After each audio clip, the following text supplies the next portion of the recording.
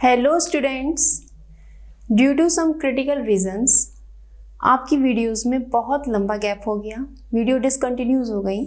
Very sorry for this huge gap. और अब हम एक नई शुरुआत करते हैं। आपका आइसोमेरिज्म चैप्टर चल रहा था, उसमें position and chain isomerism complete हो गई थी और अब हम पढ़ेंगे फंक्शनल आइसोमेरिज्म। ठीक है, फंक्शनल आइसोमेरिज्म का मतलब क्या होता है? What is the mean of function? Function का मतलब आप ये से समझो कि डेट इज कोई फंक्शनल ग्रुप है, कोई फंक्शनल ग्रुप है, उसमें ये आइसोमेरिज्म क्रिएट हो रही है। अब फंक्शनल ग्रुप में आइसोमेरिज्म कैसे क्रिएट हो सकती है? भाई देखो, कोई भी एक कंपाउंड है, जैसे मान लिया मैंने ये अल्कोहल लिया C2H5OH, date is ethyl alcohol. हाँ, अब इस H का मन कर रहा है कि कैसे जुड़े हुए हैं। ठीक है, इसको इस तरह से समझो, जैसे मान लिया आप कोई एक प्ले करते हो, एक नाटक करते हो, उस नाटक में आपको दो रोल दिए गए हैं। एक रोल दिया गया है कि आपको जो है क्या बनना है, एक जादूगर बनना है, मैजिशियन बनना है। ठीक है, वही एक और दूसरा प्ले है, उसी में आपको एक और रोल दिया गया है कि आपको जो है डॉक्टर का रोल प्ले करना है। तो यानी कि बंदा एक ही है, यानी कि जो हमारा कंपाउंड है उसका जो नेचर है, यानी कि उसके अंदर जो मॉलिक्यूल्स हैं, जैसे मान लीजिए ये एलिमेंट हैं, इनकी संख्या सेम है लेकिन उनका अरेंजमेंट डिफरेंट कर दिया है। बंदा एक ही है लेकिन अभी हमने उसको जादूगर बना दिया और दूसरे क्षण हमने उसको क्या बना दिया, डॉक्टर बना दिया। तो ये जो चेंज क्रिएट हुआ है इसको हम बोलते हैं फंक्शनल आइसोमेरिज्म, कि मॉलिक्यूल हमारा एक ही है लेकिन उसके जो वेरिएशंस हैं वो उसके फंक्शनल ग्रुप में हुए हैं। कैसे हुए हैं वेरिएशन? देखो, अब इस कंपाउंड की स्ट्रक्चर देखो कि ऐसा होता क्यों है। एक बात बताओ, जब एक जगह कंपाउंड एक जैसी सिचुएशन में लगे रहेंगे, CH3CH2OH, C2H5OH का मतलब क्या होता है? देखो, CH3CH2OH, ठीक। अब हुआ क्या इसमें कि इस तरह से जुड़े हुए हैं। ठीक है, अब इस O का मन क्या करा? एक बार बताओ, आप एक जगह बैठे रहो, एक क्लासरूम में एक ही कुर्सी पर, रोजाना आपकी सीट फिक्स कर दी गई है कि हमें वहीं बैठना है। बोर हो जाओगे नहीं हो जाओगे? बताओ। अच्छा, बोर हो जाओगे नहीं हो जाओगे? मैं आपसे ये कह दूं कि आप जो है रोजाना इसी सीट पर आकर बैठोगे अपने क्लासरूम में। नहीं तो अगर आप कहीं अपने दोस्त के साथ घूमने भी जा रहे हो तो आप बस के सिर्फ आगे वाली सीट पे ही बैठ रहे हो, खिड़की वाली सीट आपको मिल ही नहीं रही है। बोर हो जाओगे नहीं जाओगे? अरे यार, बस में जा रहा हूँ मैं, आगे बैठा देता है मेरा दोस्त, खिड़की पे खुद बैठा रहता है, खिड़की के मजे लेता रहता है। तो आपको मन करेगा ना पोजीशन चेंज करने का। बिल्कुल ऐसे ही इन कंपाउंड्स में कितने एलिमेंट हैं, इनका भी पोजीशन चेंज करने का मन करता है। ओ का क्या मन करा? अरे भाई, बहुत देर हो गई इस C के साथ जुड़े, मुझे तो अब इस C के साथ जुड़ना है। देखो तो उन दोनों की बॉन्डिंग कैसी है, मुझे इनकी बॉन्डिंग को तोड़ना है। बहुत गप्पे लड़ा रहे हैं दोनों, ये दोनों C आपस में बहुत गप्पे लड़ा रहे हैं, मुझे तो इनके बीच में घुसना है। तो उसने क्या करा, इन दोनों के बॉन्ड को ब्रेक करा, बीच में घुस आया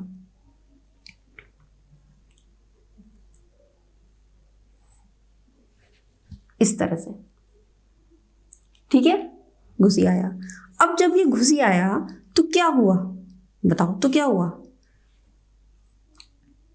ये O तो इधर शिफ्ट हो गया। अब जबकि O इधर शिफ्ट हो गया, बाकी सब मामला ऐसे ही रहा। अब बताओ मुझे, क्या इसमें कोई एलिमेंट की संख्या में चेंज आया? 2 C यहाँ है, 2 C यहाँ है, एक O यहाँ है, एक O यहाँ है, 3 और 3, 6 H यहाँ है, 6 H यहाँ है। ये कंपाउंड क्या है हमारा? CH3CH2OH। और ये कंपाउंड हमारा क्या बन गया भाई? ये कंपाउंड क्या बन गया? ये कंपाउंड हमारा बन गया CH3OCH3। अब ये कंपाउंड है क्या? ये कंपाउंड है क्या? That is ether. CH3OCH3 that is ether. समझ में आई बात? तो हमने करा क्या? हमने कुछ नहीं करा, हमने बस जो है कोई भी फंक्शन ग्रुप है उसमें जो एलिमेंट्स हैं उनकी सिचुएशन बदल दी, कभी यहाँ कभी वहाँ, कभी यहाँ कभी वहाँ। तो इससे जो आइसोमेरिज्म क्रिएट होती है इसको हम बोलते हैं फंक्शनल आइसोमेरिज्म। समझ में आ गया? इजी है भाई, समझ में आया नहीं आया? चलो, अब इसकी छोटी सी डेफिनेशन लिख लो, बहुत छोटी सी। देखो, जब भी कभी किसी भी आइसोमेरिज्म की डेफिनेशन लिखनी हो तो उसमें तो ये क्या लिखोगे भाई, मॉलिक्यूलर फॉर्मूला तो सेम है, but arrangement towards functional group, arrangement of elements, arrangement of elements of functional group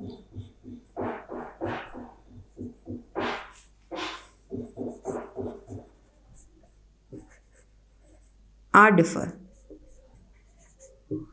मैंने इतना क्यों लिखा? Those compound, बाकी सेम है भाई, those compound which have same molecular formula,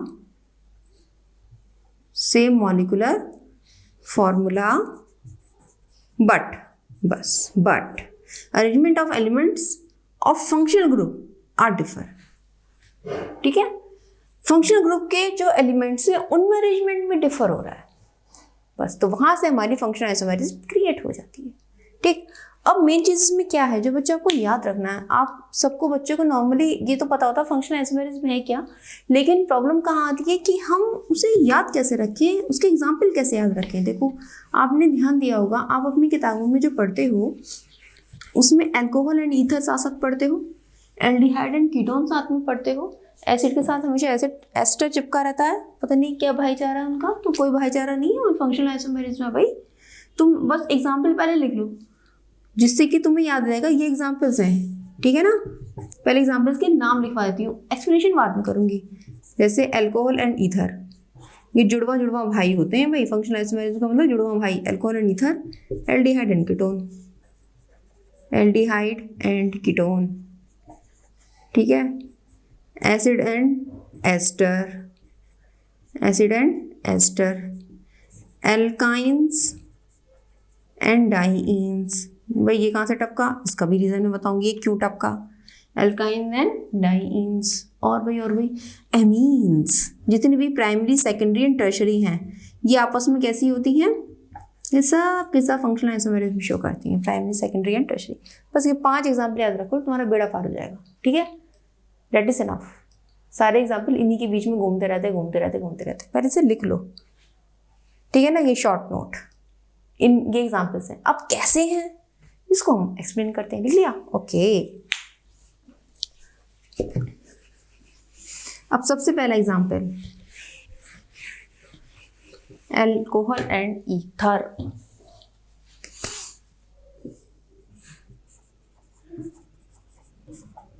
कुछ बच्चे क्या करते हैं, जनरल फॉर्मूला याद करते रहते हैं, रटते रहते हैं। मैं कहती हूँ रटने की जरूरत ही क्या है, कोई जरूरत नहीं है रटने की। देखो, कोई भी अल्कोहल याद कर लो, अल्कोहल सबको याद होता है, कोई दिक्कत नहीं होती उन्हें इसको याद करने में, अल्कोहल को। इसमें क्या है, अभी मैंने एग्जाम्पल बताया भी था, चाहे उसी को नोट कर लो, नहीं तो फिर दोबारा से लिख लो। CH3, हमें इसको खोल के लिखना है जिससे हम समझ पाएंगे कि इसमें हो क्या रहा है भाई, मामला समझ में आएगा क्या हुआ। ये O इधर को बीच में आ गया, उसने कहा मैं तो बीच में जगह लूँगा, दोनों C के बीच में जाके बैठूंगा, कहते रहो जो उखाड़ना है मेरा उखाड़ लो। क्या उखाड़ पाएगा भाई, बन गया आइसोमर दो, ये अल्कोहल एंड देन ईथर, ठीक है। अब कितने बड़े अल्कोहल ले लो साहब, सब में ये मामला चलता रहेगा। चलो एक बड़ा और ले लेते हैं, C 4 वाला ले लें, चलो 3 वाला ही ले लेते हैं। CH3 CH2, ठीक, ये वाला ले लिया हमने। अब इसमें क्या करा हमने, इस O को इन 2 C के बीच में ले गए। अब 2 पॉसिबिलिटी हैं, ये ऑक्सीजन इन 2 C के बीच में भी जा सकता है और इन 2 C के बीच में भी जा सकता है। इतनी बात समझ में आई, ठीक है भाई। अब हम इस O को इन 2 C के बीच में ले जाते हैं, ले जाओ भाई ले जाओ।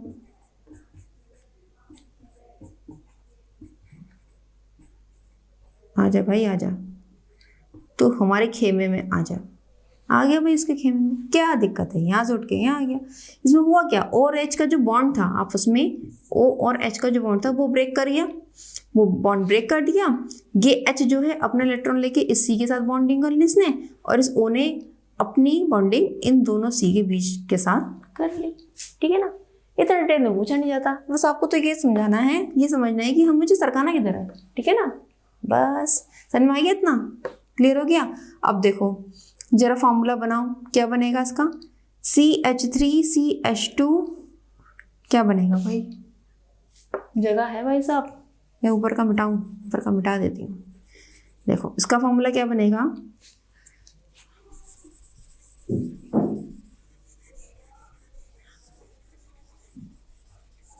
देखो CH3 CH2 CH2OH, ठीक है, प्रोपेनॉल हो गया ये हमारा।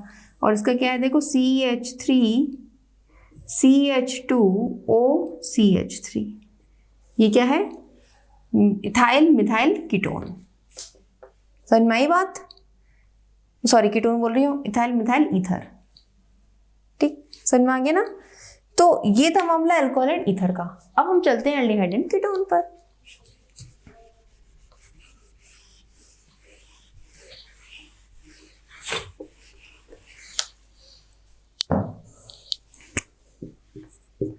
Aldehyde and ketone Maharaj, aldehyde एक एग्जाम्पल समझ लेते हैं, फिर तो अपने बढ़ाते रहो, कोई दिक्कत ही नहीं है। एल्डिहाइड का एग्जाम्पल बताओ जरा, CH3CHO एसिड एल्डिहाइड, सबसे सिंपल। क्या इसमें हमारा कीटोन बन पाएगा? अब ध्यान से ये भी समझना है, क्योंकि क्वेश्चन पता है क्या पूछते हैं, एसिड एल्डिहाइड का जरा आइसोमर बताइए जरा, फंक्शनल आइसोमर। अरे भैया कोई फंक्शनल आइसोमर बनेगा ही नहीं इसका, क्यों नहीं बनेगा भाई साहब? कीटोन को देखो, कीटोन क्या है, CH3 मिनिमम, सबसे छोटे से छोटा कीटोन बना रही हूँ मैं, CH3 CO CH3, भाई यहाँ पे 3 कार्बन है तभी बनेगा कीटोन, यानी कि एसिड एल्डिहाइड कीटोन नहीं देगा। आई बात समझ में? समझ में आ गई बात? तो हमें क्या कहाँ से शुरू करनी है, CH3 CH2 CH यानी कि प्रोपेनएल्डिहाइड से शुरू करना है। मामला कहाँ से शुरू करना है भाई, प्रोपेनएल्डिहाइड से। ठीक है भाई, ठीक है। अब हम बनाते हैं प्रोपेनएल्डिहाइड, बना लो भाई, बना लो। CHO, अब ये O कैसा बनाएगा भाई, डबल बॉन्ड बनाएगा भाई, डबल बॉन्ड। यही तो होती है CHO की स्ट्रक्चर, हाँ जी यही होती है। अब क्या हुआ, अब क्या हुआ, देखो भाई, ये जो CO था, इसे इन दोनों की दोस्ती बर्दाश्त नहीं हुई, इन दोनों C की दोस्ती बर्दाश्त कतई बर्दाश्त नहीं हुई। इसने क्या करा, मैं तो इनमें फूट डालूंगा, उनके बीच में आके बैठ जाऊंगा। ठीक है भैया, इसने तो प्रण ले लिया था, उसने कहा सी तू भाग, तू भाग यहाँ से, मैं तो अपने O के साथ, O ने इस C के कान भरे, इन दोनों ने आके इन दोनों के बीच में अपनी जगह बना ली। क्या करा इन दोनों ने, ये तो मामला ऐसे सेट रहा। ठीक है, ये दोनों COI इन दोनों के बीच में आके जम गए और यहाँ पे अपना H छोड़ दिया, ये H जाके इस C से लग लिया, बन गया भाई साहब CH3CO CH3। बस देखो, वहां भी सरकाना था, वहां क्या सरक रहा था, वहां ऑक्सीजन सरक रही थी, यहाँ पर CO ग्रुप सरक रहा है, बस दैट इज डिफरेंस। सरकाव वहां भी था, सरकाव यहाँ भी है। क्या करना, वहां सरका के यहाँ बीच मिला देना, that is aldehyde and ketone. बना लोगे अपने आराम से, अब तो बना लोगे ना, हम जितने भी कार्बन बढ़ाते जाओ बना लोगे। एक कार्बन बढ़ाना तो चलो इसी में ऐड कर लेते हैं, मैंने यहाँ ऐड कर लिया, दिख रहा है, बोर्ड से बाहर तो नहीं निकला भाई साहब, नहीं निकला। ठीक है, ये हो गया। अब मैंने क्या करा, मेरा मन, मैंने इन दोनों के बीच में ले गई। ठीक है,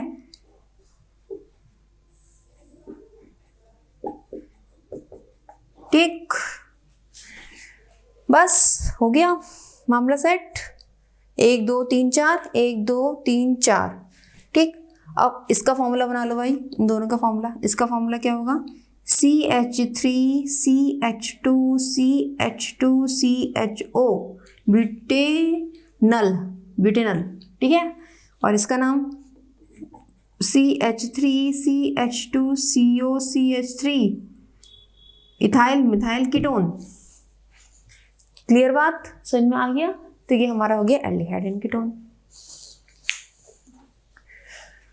अब ये एल्काइन और डाइईन का क्या चक्कर है, नहीं अभी एसिड और एस्टर बचता है।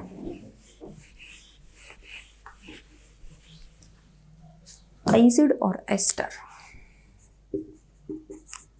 ये कौन सा एसिड है भाई? Carboxylic acid. सबसे सिंपलेस्ट एसिड लेते हैं हम CH3COOH यानी कि एसिटिक एसिड। मैंने इसको पलटी मार दी, HCOOCH3 पलटी मारी, ये CO तो ऐसे रहने दिया, इस H को धर लेगा, इसको धर लेगा, यह बन गया मिथाइल फॉर्मेट। मैम ये नाम कैसे रख दिया? देखो मिथाइल ग्रुप जो लास्ट में जुड़ा हुआ है वो तो है सब्स्टिट्यूएंट मिथाइल, यहाँ क्या है एक ही कार्बन तो फॉर्मेट। फॉर्मिक एसिड होता है ना HCOOH, HCOOH, मैंने इसका H हटा दिया, HCOOCH3, date is methyl formate. समझ में आई बात बच्चों? क्लियर हुई बात? अच्छा, अब मैं एक एसिड और बढ़ाती हूँ, यानी कि एक कार्बन और बढ़ाती हूँ, CH3CH2COOH, यानी कि क्या है? प्रोपेनोइक एसिड है, ठीक है ना।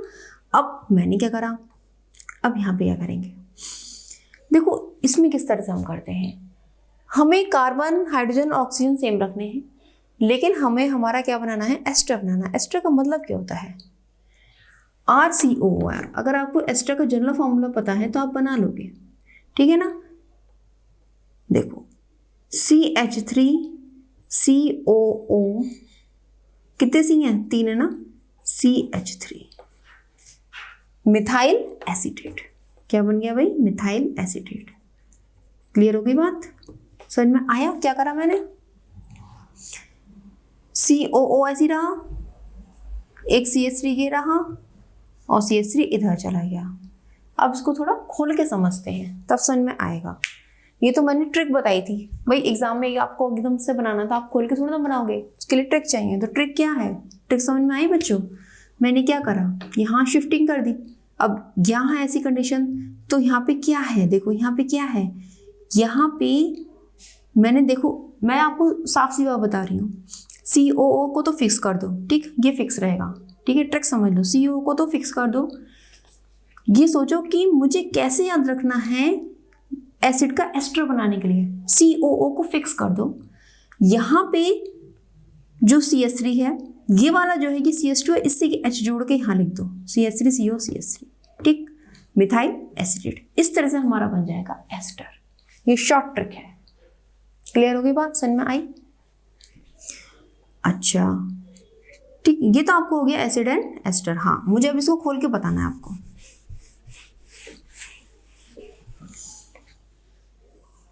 मैं सिंपलेस्ट से शुरू करती हूँ, CH3COOH, एसिडिक एसिड, ठीक। एस्टर की स्ट्रक्चर क्या होती है? देखो RCOOR डैश, ठीक है, इस तरह की स्ट्रक्चर होती है। तो इसमें हो क्या रहा है, ध्यान से देखो। COO, देखो ये ग्रुप से फिक्स है, यहाँ पर ये भी ग्रुप फिक्स है, फिक्स है दोनों। हमने क्या करा, इसको इंटरचेंज कर दिया, इस पूरे को हटा दिया, यहाँ से इस H को जोड़ दिया और यहाँ से हमने अपना CH3 ग्रुप जोड़ दिया, HCOCH3। बात समझ में आ गई? क्लियर हुई बात? अब आपको मैम ये तो आसान था, आपने बताया, थोड़ा टिपिकल को भी समझा दूँ। तो देखो CH3 CH2 COOH, ये वाला तो था, ठीक। अब इसका हमें एस्टर बनाना है, तो हम क्या करें, जब भी बनाना हो कंफ्यूज नहीं होना है, एस्टर की स्ट्रक्चर लिख लो, ठीक है ना। ये COO हमें फिक्स कर देना है, ये CO हमारा फिक्स हो गया है, ठीक। अब हमें क्या इंटरचेंज करना है, हम क्या करेंगे, इस CH2 को इधर ले जाओ, ठीक, इस CH2 को इधर। बच्चों जब एग्जाम में करोगे तो ये नहीं कि हम इसको घुमा रहे हैं, मैं आपको ट्रिक बता रही हूँ।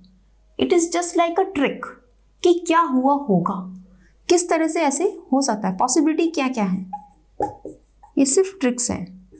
हमने क्या करा, COOCH3, ठीक है, बन गया हमारा। समझ में आई बात? ठीक है ना। तो इस तरह से हमारा हो जाता है ये फंक्शनल आइसोमेरिज्म का एग्जाम्पल पूरा। अब हमारा फोर्थ एग्जाम्पल आता है, क्या है, एल्काइन एंड डाईईन। अब ये क्या होता है भाई?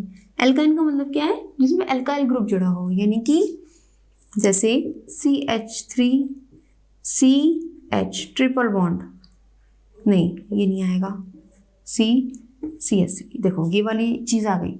यहाँ पर ट्रिपल बॉन्ड, एल्काइन का मतलब क्या है, ट्रिपल बॉन्ड, ठीक। डाईइन का मतलब जब हमारा कुछ इस तरह की पोजीशन हो, ठीक है ना, तो मिनिमम 4 कार्बन तो होनी चाहिए। डाईइन कब बनेंगी, डाईइन का मतलब है डबल बॉन्ड 2 बार, डाईइन, इन मतलब double bond, double bond, di का मतलब 2 बार, डबल बॉन्ड 2 बार, तो 2 बार कब होंगे, जब 4 कार्बन होंगे और अल्टरनेट पोजीशन पर होंगे, तभी डाईइन बन पाएंगे, है ना। तो अब हमने क्या करा, यहाँ देखो कितने कार्बन है, 6 कार्बन है। अब इसमें क्या पॉसिबिलिटी है, 3 4 5, 5 हमारे बॉन्ड्स हैं, तो यहाँ भी 5 बॉन्ड्स होने चाहिए। तो 1 2 3 4 5 6, समझ में आई बात, क्लियर हुई। अब इसको याद करने की क्या ट्रिक है, ठीक है, देखो हमारे कार्बन सेम, हमारे जो बॉन्ड्स हैं वो सेम होने चाहिए। बॉन्ड कितने हैं भाई, कार्बन कार्बन के बीच में 5 बॉन्ड है, तो यहाँ भी कार्बन कार्बन के बीच में 5 बॉन्ड होने चाहिए, 1 2 3 4 5, ठीक है। मिनिमम 4 कार्बन होना मस्ट है। बाकी H अपनी संतुष्टि के लिए लगा दो, उसकी बॉन्ड की पूरी करनी है। कितनी होती है बॉन्ड की जो वैलेंसी होती है, यहाँ पर 3 है तो 3 H यहाँ, 3 H यहाँ, 6 हो गए। अब 6 यहाँ होंगे, देख लो, 2 2 4 5 और 6, ये हमारा बन गया एल्काइन एंड डाईइन। समझ में आई बात, क्या ट्रिक है, शॉर्ट ट्रिक, समझ में आ गया। इस तरह से हमें याद रखना है, रटना कुछ नहीं है, याद रखना है। आप स्टेप बाय स्टेप समझते चलो और ट्रिक मैं बताती जाऊंगी। हर एक स्टेप पर एक ट्रिक होती है उस चीज़ को याद रखने की, रटना नहीं होता है। ऑर्गेनिक में कुछ भी रटने का नहीं है, इवन इनऑर्गेनिक तक में भी नहीं है। समझ हो अगर आपके अंदर तो ट्रिक चलती है और उसमें कोई भी रटने की ज़रूरत नहीं होती है, ठीक है। वो आगे हम समझेंगे, पहले इतना समझ में आया आपको, एल्काइन एंड डाईइन। अब हम इसके बाद आगे चलते हैं, हमारी एमीन्स रह गई हैं। एमीन्स की बात हम कर लेते हैं। प्राइमरी एमीन क्या होती है भाई, प्राइमरी का मतलब क्या है, एमीन का मतलब एमिनो ग्रुप हमने जोड़ा है, हमारा फंक्शन ग्रुप क्या है, एमिनो ग्रुप है। तो जैसे मान लीजिए CH3 CH2 CH2 CH2 NH2, ठीक है, ये हमारी प्राइमरी एमीन हो गई, ठीक, क्योंकि लास्ट में जुड़ी हुई है। अगर मैं इसको बीच में कर दूं, CH3 CH2 CH 1 2 3 CH2 आ जाएगा, NH CH3, ठीक है, दैट इज सेकेंडरी एमीन। ये हो गई हमारी सेकेंडरी एमीन। और टर्शियरी एमीन का मतलब क्या होता है, सेकेंडरी का मतलब क्या है, ये नाइट्रोजन, ये NH ग्रुप 2C से जुड़ा हुआ है, ठीक है ना। देखो ये नाइट्रोजन, ये है क्या इसकी स्ट्रक्चर, इसकी स्ट्रक्चर इस तरह से है, ये नाइट्रोजन 2C से जुड़ा हुआ है, देन सेकेंडरी एमीन।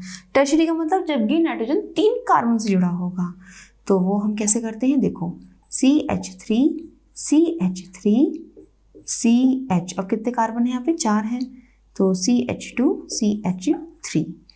देखो भाई जरा, अब सब में 4 कार्बन 4 कार्बन 4 कार्बन, हाइड्रोजन गिनो, 3 2 5 2 7 2 9 2 11, 3 2 5 2 7 8 और 3 11, 3 2 5 3 8 और 3 11, हो गया, क्लियर हो गई बात, समझ में आई। अब क्वेश्चन ये अराइज होता है कि मिनिमम कितने कार्बन हम लें जिसमें कि हमारी ये प्राइमरी सेकेंडरी टर्शियरी एमीन थी, फंक्शनल आइसोमेरिज्म शो कर दे। तो उसके लिए हम क्या करेंगे, देखो यहाँ हमने कितने लिया, अगर हम 3 कार्बन लेते हैं, एक मैं गायब कर देती हूँ, ठीक है, मैंने 3 कार्बन लिए, तो क्या 3 कार्बन पॉसिबिलिटी है, हाँ भाई क्यों नहीं है पॉसिबल, देखो बन रही है, ठीक, और 3 कार्बन है तो यहाँ भी मामला सेट हो रहा है, हो रही है। तो यानी कि प्राइमरी सेकेंडरी टर्शियरी तीनों टाइप्स की एमीन्स के बनने के लिए हमारे कम से कम 3 कार्बन का होना जरूरी है, क्योंकि टर्शियरी कब बनेगी, जब नाइट्रोजन 3 कार्बन से जुड़ा होगा, सिंपल सी बात है। तो मिनिमम कितने कार्बन होने चाहिए, 3 कार्बन। ये भी एक ट्रिक होगा याद रखने की भाई हमें टर्शियरी में पता है नाइट्रोजन 3 कार्बन से जुड़ा होता है, इसलिए हमारे पास कम से कम 3 कार्बन होने चाहिए प्राइमरी सेकेंडरी टर्शियरी अमीन के फंक्शनल आइसोमेरिज्म शो कराने के लिए।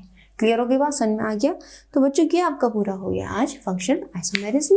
नेक्स्ट वीडियो में हम पढ़ेंगे मेटामेरिज्म, टॉटोमेरिज्म बची हैं आपकी, और उसके बाद हम स्टीरियोआइसोमेरिज्म शुरू करेंगे। ठीक है, तब तक आप पढ़ते रहिए और हमसे बने रहिए। नेक्स्ट वीडियो में मिलते हैं। All the best.